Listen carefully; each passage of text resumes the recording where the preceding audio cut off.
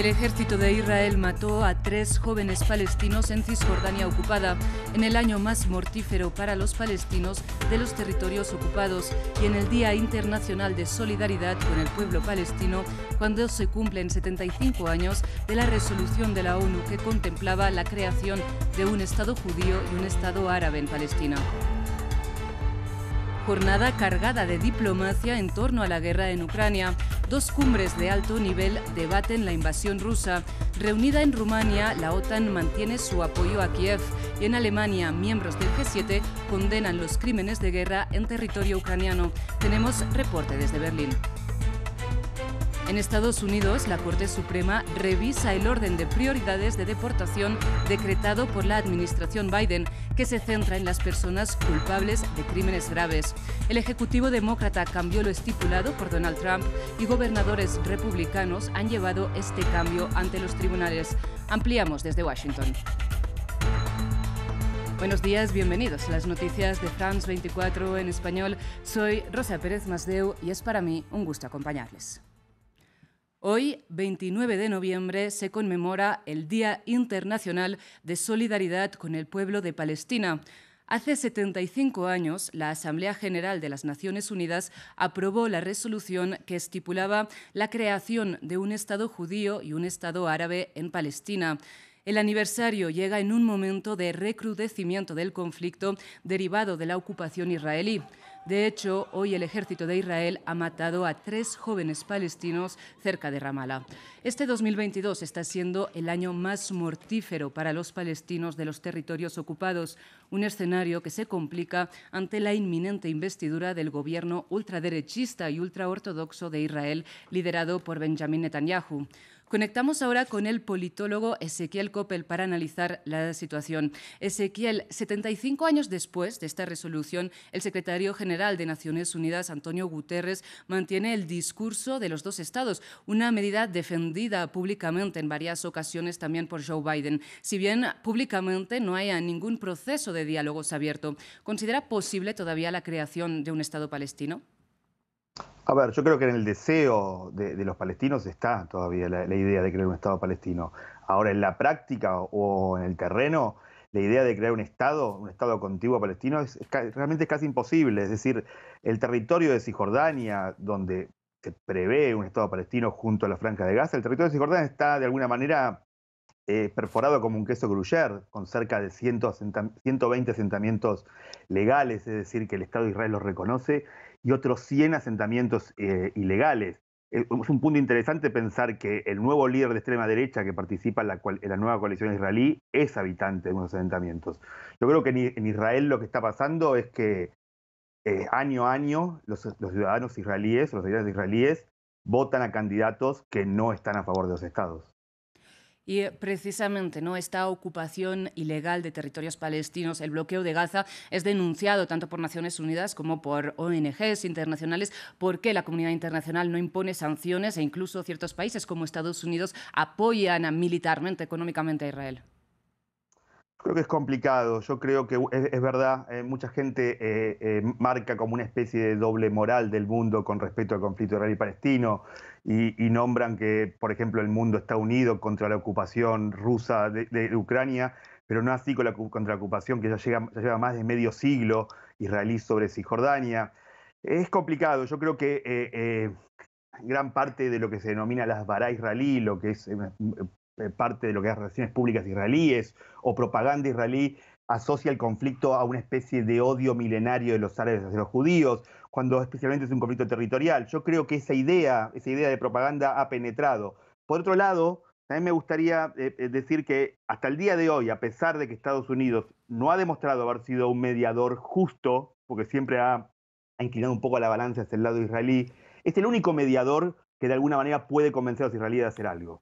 Es decir, muchas veces se dice que Estados Unidos tiene que salir del papel de mediador porque no es justo, porque tira más para el lado israelí que para el lado palestino. Pero lo interesante es pensar que si entraría otro mediador como Rusia o como China, directamente no tendrían ninguna posibilidad de presionar a los israelíes. Y precisamente cree que en lo que queda de administración Biden puede haber algún avance en algunos diálogos. No, yo no soy para nada optimista. Yo creo que lo que se está discutiendo en este momento en la administración Biden es tratar que con este nuevo gobierno israelí es tratar de que no entre en llamas, es decir, que el territorio no entre en llamas. Lo que se está discutiendo en este momento en las administraciones Biden es tratar de que este nuevo gobierno, donde un componente fuerte es la extrema derecha israelí, una extrema derecha israelí que, si uno piensa, hace cerca de 30 años había sido expulsado del Parlamento. Es decir, lo que trata de decir es que no entre en fuego el territorio. Y me parece que el punto clave para pensarlo, que no tiene que entrar en fuego, es Jerusalén. El tema es que Jerusalén no se vaya de las manos. Ezequiel Coppel, se nos acaba el tiempo, desafortunadamente, para abordar este tema. Es sin duda muy complejo, pero muchísimas gracias por su análisis. No, gracias a usted por la invitación. Y hoy es una jornada cargada de diplomacia en torno a la guerra en Ucrania. Por un lado, la cumbre de los ministros de Exteriores de países miembros de la OTAN en Bucarest, Rumania, ha girado en torno al envío a Kiev de más ayuda militar y de asistencia para reconstruir la infraestructura devastada. Por otro lado, los ministros de Justicia del G7 se encontraron en Alemania. Algunos de los miembros del grupo de las 7 potencias mundiales, entre las que se cuenta también Rusia, condenaron los crímenes de guerra cometidos en territorio ucraniano. Nuestro corresponsal en Berlín, Thomas Sparrow, nos amplía. La ayuda que recibe Ucrania de parte de los países del G7 y muy de manera particular de parte de Alemania, que este año preside el grupo, no se limita solamente a la cooperación política, a la ayuda económica o incluso al envío de armamento. También, como quedó claro en una reunión de los ministros de Justicia del G7 realizada en Alemania, esa cooperación con Ucrania se extenderá a la investigación de posibles crímenes de guerra cometidos por las fuerzas militares rusas como parte de su invasión de Ucrania. Como explicaron los ministros de Justicia que atendieron esta reunión, esa cooperación se extenderá en primer lugar a la recopilación de pruebas más allá de Ucrania. En Ucrania ya hay un procedimiento en curso para recolectar pruebas, pero esas pruebas también pueden recolectarse, por ejemplo, entre los migrantes, entre los refugiados que dejaron Ucrania y se instalaron, por ejemplo, en países como Alemania. En Alemania se estima que hay alrededor de 1 millón de refugiados ucranianos. La cooperación también se refiere a una posible coordinación entre los diferentes países del G7 en la recolección de pruebas. Se espera que se genere un punto de contacto en cada uno de los países para evitar duplicación en la recolección de información. Se trata sin duda de un desafío muy importante de parte del G7, un desafío muy importante también de parte de Alemania, y es un desafío que puede tardar un buen tiempo en la medida que los diferentes países, Ucrania en particular, pero también los países del G7, trabajan conjuntamente en la búsqueda de pruebas para identificar posibles crímenes de guerra. Y el presidente francés Emmanuel Macron llegará esta noche a Estados Unidos en su segunda visita de Estado a Washington, donde ya fue invitado en 2018 por Donald Trump. En un contexto internacional bastante distinto al de entonces, los mandatarios aliados discutirán cuestiones que van desde la cooperación en materia de seguridad hasta las discrepancias en materia económica. Una invitación que es señal de buen momento entre ambas naciones. Emmanuel Macron llegará el martes por la noche a Washington para un viaje de 3 días con mucha pompa. Esta visita es la segunda invitación que recibe Macron desde 2018, cuando lo invitó Donald Trump. Esta será la primera visita de Estado de la administración Biden-Harris. Pondrá de relieve la profunda y duradera relación entre Estados Unidos y Francia, nuestro más antiguo aliado, que se basa en los valores democráticos que compartimos, los vínculos económicos y la cooperación en materia de defensa y seguridad. La cuestión económica estará en el centro de las conversaciones. La ley de reducción de la inflación, firmada por el presidente Biden, preocupa a Europa, que denuncia el proteccionismo estadounidense. París espera limitar las medidas destinadas a repatriar a Estados Unidos las inversiones industriales vinculadas con la transición energética. Los temas espaciales y nucleares también serán tratados. La última etapa del viaje será Nueva Orleans, la ciudad fundada por el francés Jean-Baptiste Lemoyne de Bienville, donde se hablará de la francofonía. El encuentro diplomático también contará con una cena de Estado de centenas de personas, en la cual participará la delegación francesa, compuesta por varios ministros, parlamentarios y personalidades. Además de una acogida muy especial, se espera de este viaje que Emmanuel Macron pueda hablar en nombre de toda la Unión Europea. Continuamos en Estados Unidos, donde la Corte Suprema empieza hoy el proceso de revisión de las prioridades de deportación de la administración de Joe Biden, centradas en expulsar del país a los extranjeros culpables de crímenes graves. Un cambio respecto a la ley impuesta por Donald Trump, que los gobernadores republicanos de Texas y Luisiana llevaron ante el tribunal. Conectamos ahora con nuestro corresponsal en Washington, Cristóbal Vázquez, que nos ampliaba previamente.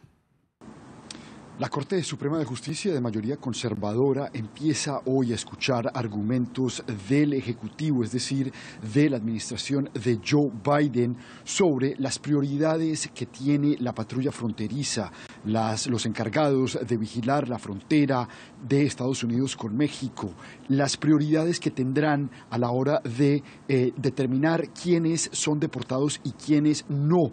Eso es lo que se está en este momento debatiendo y escuchando en la Corte Suprema de Justicia. ¿Qué prioridades van a tener estos agentes fronterizos a la hora de determinar a quienes puede demandar inmediatamente o a quienes le da la oportunidad de tener un proceso de asilo en este país? Lo que argumentan los Joe Biden y Alejandro Mayorkas, el secretario de Seguridad Nacional de Estados Unidos, es que, dada el límite de recursos que tiene, pues se tiene que enfocar entonces la fuerza pública en las personas que representan una amenaza para la seguridad de Estados Unidos. Esas son las personas que la patrulla fronteriza y los oficiales de la frontera tienen que enfocarse para deportar, y no al resto de inmigrantes. Texas y Luisiana, sin embargo, estados republicanos, han apelado y han contrademandado esta decisión y estos protocolos que ha propuesto la administración de Joe Biden, diciendo que lo que quieren ellos es tener la libertad, la discreción de poder deportar a cualquier persona que no sea legal en este país. Alejandro Mayorkas dice que Estados Unidos simplemente no tiene los recursos para deportar a más de 11 millones de indocumentados en este país, y hay que resaltar que esta decisión se conocerá en junio del próximo año. En otras noticias, durante 2 semanas, las fuerzas iraníes han atacado a los grupos de la oposición kurda iraní con sede en Irak. Teherán acusa a estos grupos de orquestar las protestas masivas desatadas por la muerte de Mahsa Amini. Al mismo tiempo, Turquía también ha intensificado sus ataques contra grupos kurdos, tanto en Irak como en Siria. Nuestros corresponsales están en el Kurdistán iraquí y han hablado con civiles afectados por los bombardeos. La ciudad de Koya está en calma, pero la amenaza nunca está lejos. Irán ataca regularmente la base del Partido Democrático del Kurdistán iraní. Estos ataques han matado a varios civiles, incluida la esposa embarazada de este peshmerga, combatiente armado kurdo. Estaba lejos de la base, pero bombardearon justo en medio del campamento. Eran viviendas donde vivían mujeres y niños. No estaban armados ni eran militares. Herido él mismo en el ataque, se encuentra en un lugar que quiere mantener en secreto. Tras el último ataque de hace una semana, los familiares de los peshmerga se dispersaron. Surush, de 7 años, vivía en el campamento. A menudo dibuja el ataque a su escuela, que fue atacada a finales de septiembre. Aquí están los misiles que bombardearon nuestra escuela. Un misil destrozó nuestra escuela y los alumnos huyeron. No hay nadie allí desde el ataque. No tuve miedo. No soy un niño que tenga miedo. Los ataques iraníes no solo afectan a los civiles vinculados a los grupos armados. El pueblo de Armota albergaba a 250 familias. Casi todas han huido. Este domingo, los bancos de la Iglesia Católica permanecieron vacíos y ya no se celebraron servicios. Nos gustaría que la situación se resolviera y que todos los actores externos o internos respetaran a esta nación como a todas las demás. En todo el Kurdistán iraquí, la exasperación es similar en el valle de Nala. Aquí, el Partido de los Trabajadores del Kurdistán, el PKK, se enfrenta al ejército turco. Según los informes, 15 civiles han muerto a causa de los ataques aéreos turcos desde principios de año en el Kurdistán iraquí. Se trata de un enfrentamiento entre el PKK y Turquía en la región, así que podemos decir que Turquía y el PKK son responsables, pero el gobierno debe expulsarlos de esta zona. Los pastores ya no pueden cuidar libremente su ganado en las montañas. Los habitantes de aquí se sienten aislados y abandonados por las autoridades iraquíes y kurdas. Sigan con nosotros.